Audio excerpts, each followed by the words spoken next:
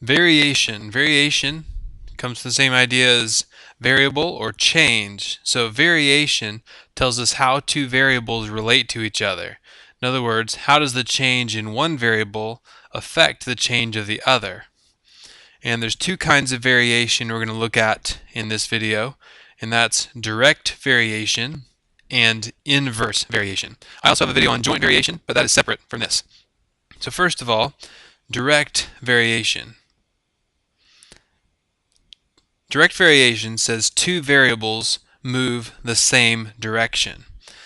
So if you think about something like sales of ice cream and temperature, they tend to move the same direction. As the temperature goes up, people are more likely to buy ice cream, so the sales of ice cream goes up.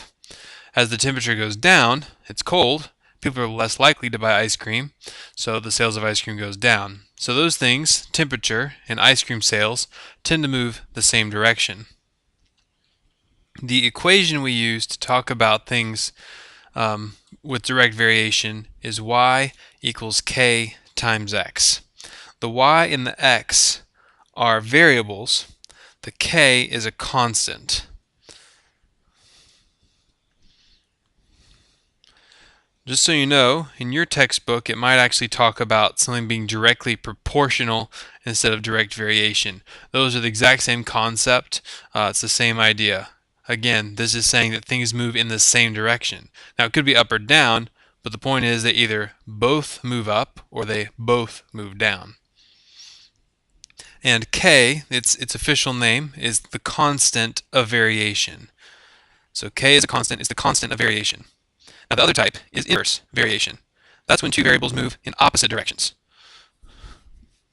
So when two variables move in opposite directions, that's inverse variation, or it's also called inversely proportional. So this is y equals k divided by x.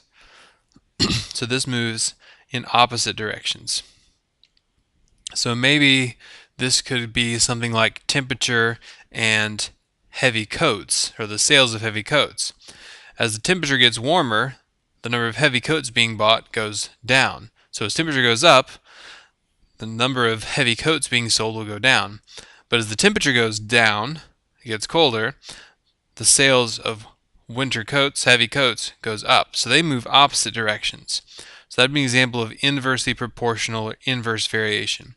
So one way I just help myself remember it, direct, I know I'm multiplying k times x. With inverse, I'm dividing. So it's always k times or k divided by. And I know with inverse, I divide. Alright, so there's basically 3 steps to most of the problems that deal with variation.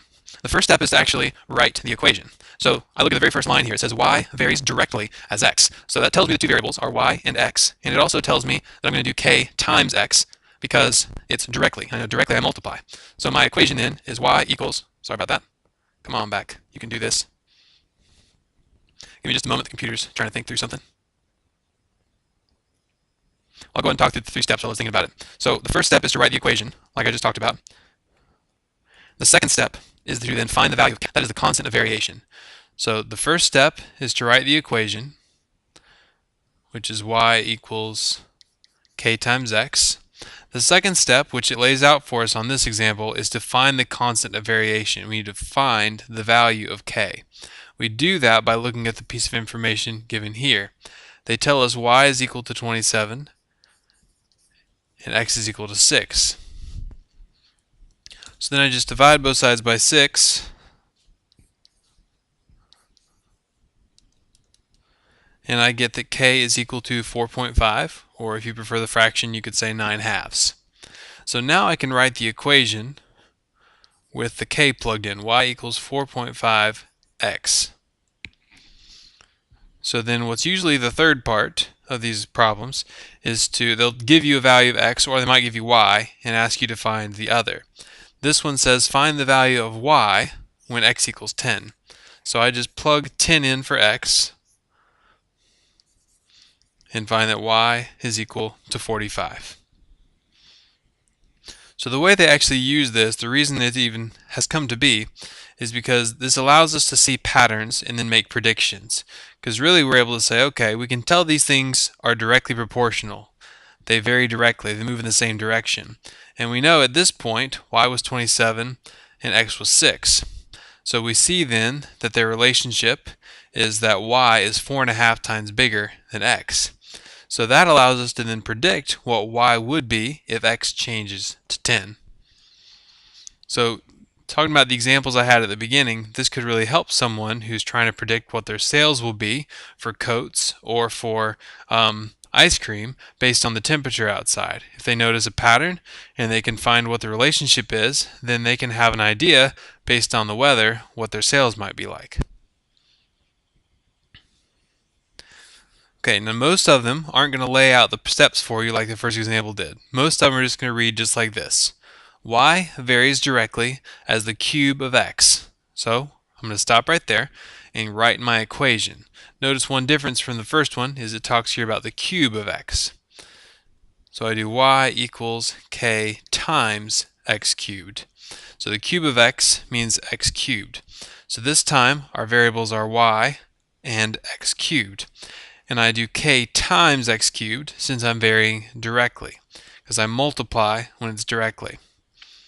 Then they tell me y equals negative 67.5 when x is equal to 3. So I can use that information to solve for my constant k. Now they don't explicitly tell us to solve for k, but there's going to be no way to find the final answer without knowing what k is equal to. So I divide both sides by 3, and I get that k is equal to negative 22.5. So now I can write the equation with k plugged in. Y equals negative 22.5 times x cubed. Then they tell us to find x when y is equal to negative 540. So I plug negative 540 in for y, and then I'll need to solve for x. So I'll divide both sides by negative 22.5. That gives me 24 is equal to x cubed. Then I'll take the cube root of both sides. So I get the cube root of 24. You can write it that way.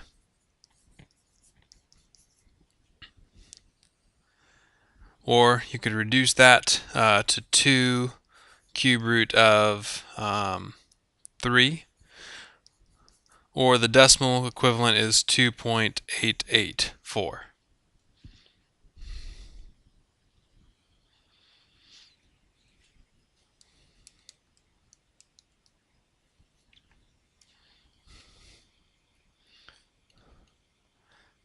Okay, next up, let's do an inverse example. This will be our last one. This says y varies inversely as x. So my two variables are y and x, and I know when it says inversely, I divide. So I'll do y equals k divided by x. That's my first step, write my equation. Next, they tell me y equals 21 when x equals 15. So now I can solve for k by multiplying both sides by 15. 15 times 21 gives me 315. So k is equal to 315. And I can write the equation now with 315 plugged in for k. Their final part of the question is to find x when y equals 12. So I plug 12 in for y. I'm going to solve for x. When the variable is in the denominator, the first step should be to multiply by the whole denominator, whatever it is. It may just be the variable, it may be more, but if the variable is in the denominator, multiply by that whole denominator. So we get 12x equals 315. So then we divide both sides by 12, and we find that x is equal to 26.25. Wrote that wrong, sorry, 26.25. So that is direct and inverse variation. Just remember to connect that k is in all of them. Direct is k times whatever variable you have. Inversely is k divided by whatever variable you have.